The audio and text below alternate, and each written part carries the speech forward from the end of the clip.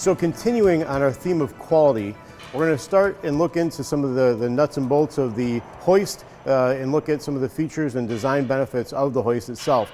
We're going to start with the gear train and talk a little bit about that, but I think you're really going to like what you see inside of this hoist.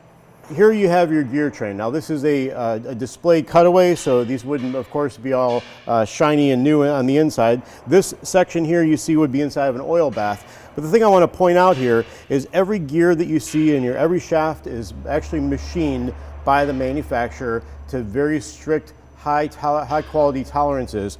And the manufacturer actually they have a metallurgy lab, and they actually keep a sample on site of every batch of metal that comes in to be machined into gears, and they keep those on site for 10 years. And if you look on the edge of this gear, you'll actually see a serial number on each gear, and these gears can be traced back to that original lot of metal, tracing back to 10 years and more.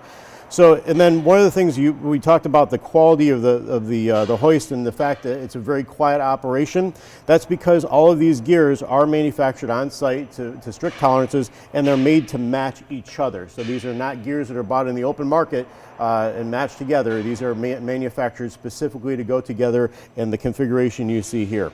Because of the high quality and the precision matching of these gears, they don't flake metal particulate as you would see in a lower quality gear set. So that's one of the reasons why we have lifetime oil. This oil does not actually need to be changed until such time you need to rebuild the hoist. So for the life of the hoist, if you never need to open this gear case, you will never have to actually change the oil. One of the other reasons the oil is lifetime oil is because we give you this vent plug.